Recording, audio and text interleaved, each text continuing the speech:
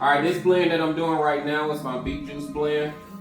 And this is pretty much how everything starts. Everything gets a baking soda and vinegar bath. All the fruit. The fruits, vegetables, everything that's going in the blend gets a baking soda and vinegar bath. Check it out.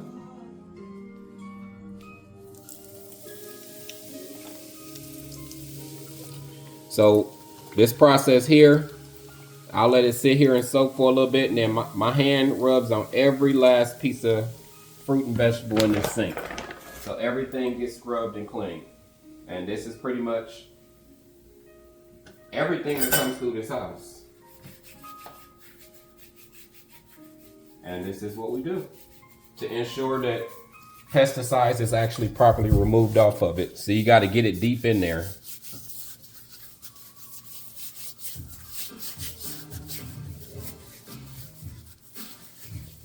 And this is the process. This is before we cut any fruit up, because you got any pesticides that's been sprayed on this stuff, people can say, oh, it's organic, I'm not trying to hear that. Pesticides, they spray it on all of it, organic or non-organic. And don't let nobody fool you with that crazy ass organic stuff when they talking about, let's just say something like the grapes, organic grapes, but they don't have no seeds. If they don't have no seeds, they're not organic. If they don't have seeds, they're GMO. So how can a GMO be organic? That don't make sense. So their term for organic is basically meaning that they don't use pesticides on the fruits and vegetables. But what you do is you get you some baking soda and vinegar and you clean your fruit. By the time you get done, water gonna be nasty as I don't know what. You rinse everything very well before you take it out and cut into it, and you'll be just fine. I'll show you the next step in a second. All right, so when it comes down to putting everything together now, my apples, I core them because I don't want to juice the apple seed. The apple seed is actually toxic. So a lot of people will take an apple, cut it up and throw it in there, but for me, I core it. But I do actually juice the rest of this core. I just break it up and get the seeds up out of it. And once I actually get the seeds out of it, then I go ahead and juice everything else. So my beet juice blend, the apples get cored. Then you have the beets themselves. You know, the beets come out of the ground. So since the beets are actually coming up out the ground, you know, they got a lot of dirt and everything else on them, and it's grounded in. So the beets, what I do with those, I take the first layer of skin off of them before I actually cut them up and throw them in a juicer. And the purpose for that is to make sure that we're not juicing dirt, you know, when it comes down to making this juice blend.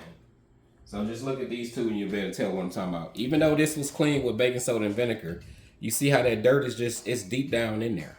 You can scrub it as much as you want. Now, this is what it looked like when you take the first layer of skin off. So this is why we take the first layer of skin off, to make sure this is not being juiced. Okay, and when it comes down to the pomegranates, it's the same thing. The pomegranates, we take the skin off the pomegranate. And the only thing that gets juiced is the actual pomegranate itself. So no skin on the pomegranate gets juiced. I like my juice to be as pure and clean as possible. So this is the process, what we do. It's a lengthy process. We double strain everything to ensure that there is no pulp. Even though the juicer, it separates it for you, but nah. Same thing, let me get your carrots. All right, so when you're looking at your carrot, it's the same thing. Even though it's been cleaned with baking soda and vinegar, you can still look at the carrot. It doesn't look appealing. So we take the first layer of skin off.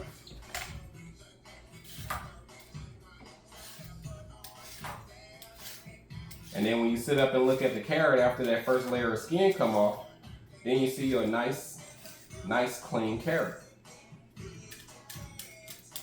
So I take pride in what I do. I take my time with what I do. And I'm not gonna serve anybody a product that me, myself, will not mess with. Now look at the carrot now. It's a big difference in what the carrot looks like when you remove that first layer of skin versus the skin being on there. See, look at the difference. Just see the difference in the color. We not juicing no dirt. All right, show you the next step in a little bit. All right, so now that I done got, a good portion of it cut up, the next step in the process is loading the hopper. I put all the soft stuff on the bottom, and that will be the pineapples. Then I throw some grapes up in there, some pomegranates, throw some apples and some carrots in there. It's a little bit more hard. Put the beets on top. I normally would throw the ginger on top too, because it'd be to help clean the juicer out, but this blend don't have any ginger in it because I have a customer that's allergic to ginger. So we make a blend specifically for him without ginger in it. And I'll add the pomegranate as I keep, not the pomegranate, but I'll add the turmeric as I go along. Put a little piece of turmeric root up in here. And this is pretty much the process. So while it's juicing, I'll let it do what it do. And then we double strain everything. Everything's get double strained. Double strain.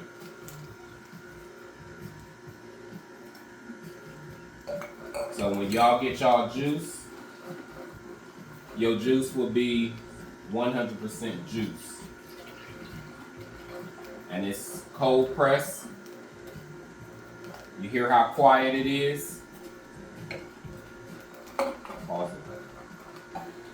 All right, so I got both of these Namajays going. This one is juicing, this one is juicing, and this is the process of how we double strain. Even though I have a small filter in there and a small filter in here, when it comes down to what actually goes in here, I want to make sure it's just all juice and no pulp. So this is what we do. And this is the process for the green juice blend, and this is also the process for the beet juice blend. Everything is double strained. It takes a little while to get this done, but this is what we do. And this is all done by hand. So yes, it is a process. All right, pause. All right, so y'all can clearly see that this is just solid juice.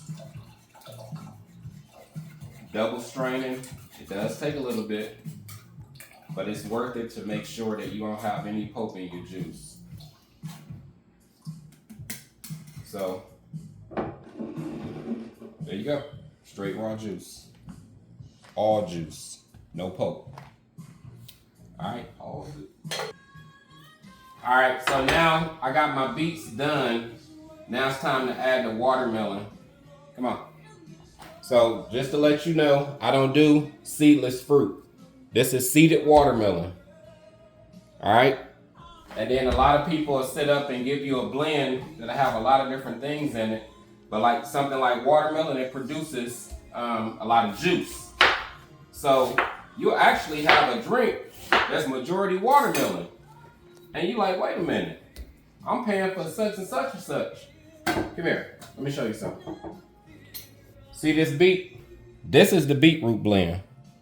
Now I'm gonna have another pitcher that's gonna be filled with watermelon. So you got a whole beet juice blend, seeded watermelon by itself, and then I combine both of these together in a bigger pitcher, mix them good, and then I bottle them up. So therefore, you have a even mixture of beet juice, that beetroot blend, plus the watermelon juice is being added to it. All right, pause. All right, so another thing I wanted to let y'all know that when I juice, if you look at it and you see, I actually juice the rind of the watermelon. The rind is that white green part here, because that watermelon rind offers a lot of different health benefits, as well as, the watermelon itself. So don't slip on when it comes down to juicing and you leave that rind out. You definitely need to get that rind in there. And as for me, running 2 juicers, so I'm going back and forth throwing them in on both sides. But don't forget, juice that watermelon rind. There's a lot of great health benefits on this watermelon rind. So don't sleep on that. All right, so you see that this is the beet. You got beetroot, pomegranate, lemon, carrots, pineapples, apples, turmeric, all of that with ginger. That's all in here. This is straight watermelon. These two both get mixed together, so I have an even ratio, and then I'll start bottling it up. All right, now the bottling process, it's the same. Everything is done by hand. This is your beetroot and your watermelon juice, even amounts in there. So this is the beetroot blend. And this is what you're looking like. We bottling everything up. After we get done bottling it up, we seal them with the caps, the tamper-proof caps, and we throw them in the freezer. When you're dealing with fresh pressed juice, there are no preservatives. Everything is natural seeded fruit, vegetables.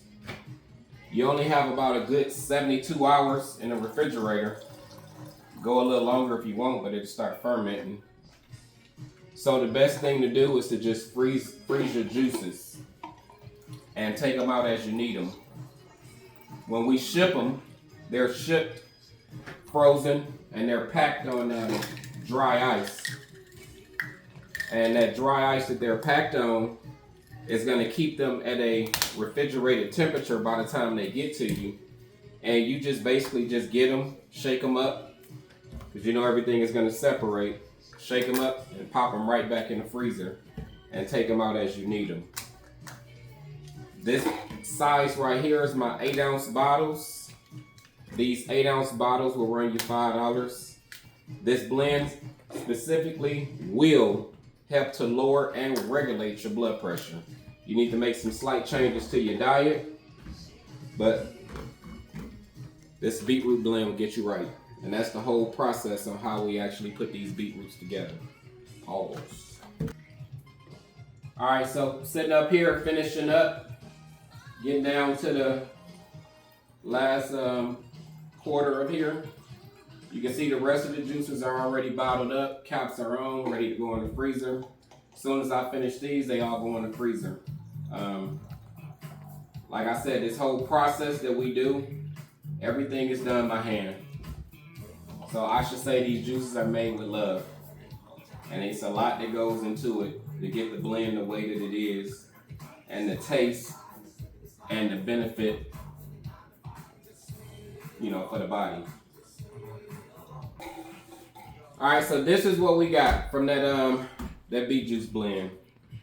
I was able to do the 7 that I had with no ginger, and then this is 70. So I did 77 bottles on this blend. Now I'm gonna make another beet juice blend, but it's gonna be the 16 ounce. And after I make that 16 ounce blend, we're gonna make a green juice blend. We're gonna make 8 ounce and 16 ounce. And inventory is back stacked up again, and stocked up, I should say. And like I say, taking orders, processing orders, shipping them out. Thank you for watching.